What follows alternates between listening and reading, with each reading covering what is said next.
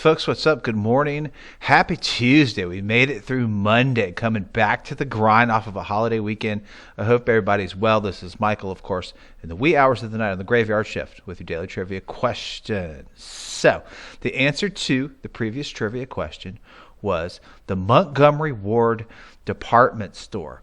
So, the CEO of Montgomery Ward, a guy named Sewell Avery, he hated organized labor and regularly resisted employee unionization attempts.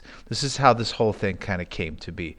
He wasn't a huge Roosevelt fan either, nor was he a fan of Roosevelt's New Deal implementation. So after months of back and forth, this was well after we had entered the war, from 1943 to 1944. After months of back and forth failed negotiations between Avery, Montgomery Ward, and labor unions in 1944, Roosevelt would finally end up issuing an executive order which authorized the seizure of Montgomery Ward's Chicago-based plants and facilities and operate them based on what he said, quote, in any manner necessary for the successful prosecution of the war, unquote. He doubled down on this when Avery put up a little bit of pushback, and he would go on to further order the seizure of Montgomery Ward's plants and facilities in New York, Michigan, California, Illinois. He sent Montgomery Ward and Sewell Avery a message, in short. So Avery challenged it, of course, in federal court, and rejecting the challenge, the federal courts concluded that Avery could not insist that his company was essential to the war, which he was doing all along, when he thought it profitable, but deny it when it was inconvenient, which he was clearly doing as well, which you can't really do, especially in a time of warfare, like World War II, for instance. So the U.S. government, this was nothing new. In actuality, the U.S. government seized companies during labor disputes more than 4 dozen times during World War II. I did not know that until I started researching this little trivia question and some of the factoids associated with it. These were usually firms producing wartime materials like Montgomery Ward, for instance, which a huge chunk of their profits went into mail order catalogs, mail order stuff, but they were essential to people like farmers and other essential stuff that was deemed necessary for wartime efforts. And you can't really intervene in stuff like that without having the good old government get involved. There was no seizure generated as much controversy than the 1944 Montgomery Ward seizure.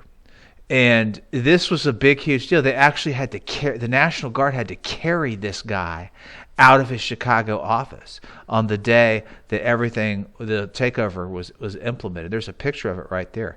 So this guy put up, like, he was just as stubborn as he could be. The story also, the good takeaway from it illuminates the enormous breadth of Roosevelt's assertion during wartime emergency powers. Roosevelt would send these very clear messages that you don't mess around or interfere with the country's wartime efforts, especially in a time period like World War II. Montgomery Ward closed its doors completely in the year 2000, and ironically enough, as amazing as history works, on the day in 2000 that they did close their doors permanently was today, December 28th. In the year 2000. So that's a pretty cool little history geek factoid. They are still online. They have an online presence. And I think they just do online orders and so forth, but they're pretty much out of operation.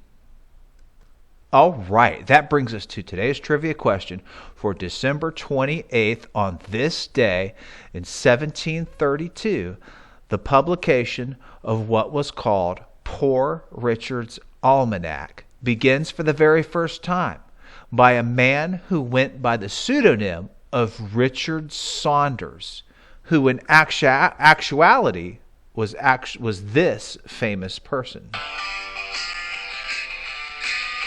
Do you know who it is? Enjoy your Tuesday, folks, and this nice weather before it gets cold again. Peace out.